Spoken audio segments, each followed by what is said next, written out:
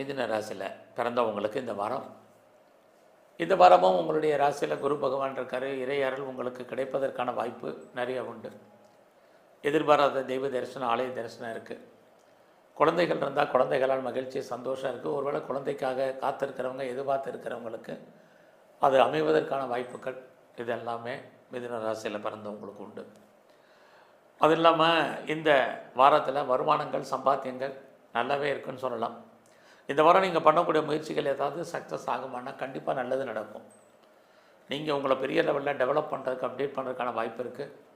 தேடுதல் என்பது பெரிய லெவலில் வச்சுங்க. நீங்கள் இந்த வாரத்தில் எடுக்கக்கூடிய முயற்சிகள் கைகூடி வரும். லைஃப்பில் யாரையெல்லாம் நீங்கள் நம்பி இருக்கீங்களோ கண்டிப்பாக உங்களுக்கு உண்மையாகவும் நேர்மையாகவும் இருப்பாங்க. இதெல்லாம் இந்த வாரத்தில் இருக்குது. இந்த வாரத்தில் நீங்கள் எவ்வளோ தூரத்துக்கு எஃபர்ட் எடுத்து ஒவ்வொரு காரியத்தையும் சக்ஸஸ் பண்ணுறீங்களோ கண்டிப்பாக நீங்கள் நல்லா வர்றதுக்கான வாய்ப்பு இந்த வாரம் உண்டு. அது மட்டுமல்ல, இந்த வாரத்தில் உங்களுடைய உறவுகளால் உங்களுக்கு தேவையற்ற மன வருத்தங்கள், பிரச்சனைகள், போராட்டங்கள் இருக்குது. ஆனால் அது விஷயத்தில் எல்லா விதமான ரிலேஷன்ஷிப்பையும் மெயின்டைன் பண்ணுங்கள். இது இந்த வாரம் உண்டு. இந்த வாரத்தில் எதிர்பாராத பயணம், அந்த பயணத்தால் உங்கள் வாழ்க்கையில் மாற்றம், இதெல்லாமே உண்டு. இந்த வாரம் நீங்கள் ஏதாவது விவசாயத்தில் இருக்கீங்கன்னா ஓரளவுக்கு லாபம், வருமானங்கள் இருக்குது.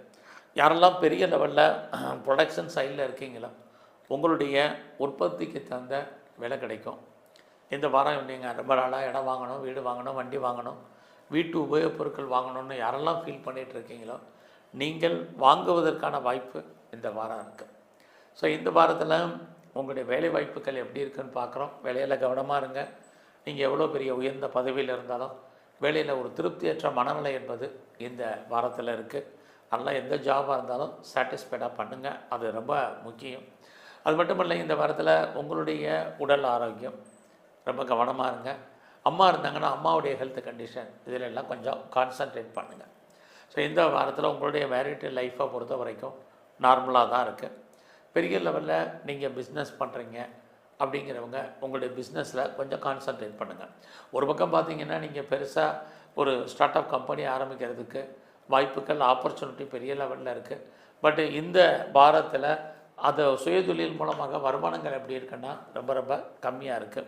நான் பெரிய லெவலில் ஹையர் எஜுகேஷன் பண்ணணும்னு நினைக்கிறவங்க பாசிபிலிட்டிஸ் உண்டு. அது மட்டும் இல்லை, இந்த வாரத்தில் உங்களை பொறுத்த வரைக்கும் யாரெல்லாம் நீங்கள் செகண்ட் மேரேஜுக்கு ட்ரை பண்ணுறீங்களோ தாராளமாக ட்ரை பண்ணுங்கள்.